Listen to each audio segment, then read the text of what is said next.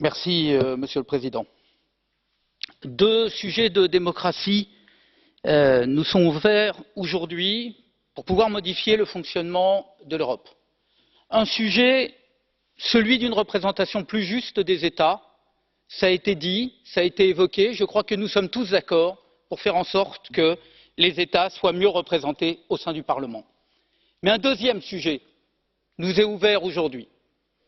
C'est le sujet de la circonscription unique européenne, celle de la mise en œuvre concrète, ici et maintenant, du destin commun de 500 millions d'Européennes et d'Européens. Et que l'Europe des murs, des barbelés, des nations, de l'extrême droite s'oppose à cette modification, c'est cohérent, c'est logique.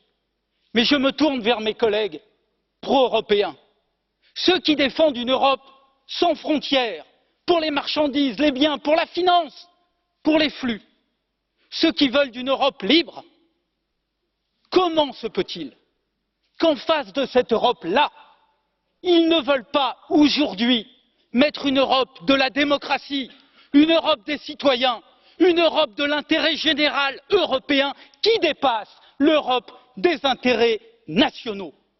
Nous devons construire, pour les millions de gens qui nous élisent ici, nous devons construire cet espace de l'intérêt général européen qui dépasse les intérêts nationaux, qui soit celui d'un destin commun, au-delà d'un hymne, au-delà d'un drapeau, qui soit celui d'un espace démocratique qui veuille vivre fièrement ses valeurs, fièrement sa capacité à porter dans le monde la force d'une Europe unie. Et non, ce n'est pas Paris, Berlin ou Varsovie qui doit diriger l'Union européenne, c'est l'Europe elle-même qui doit se prendre en main. N'ayez pas peur, faites en sorte que nous soyons fiers de porter une Europe unie et diverse.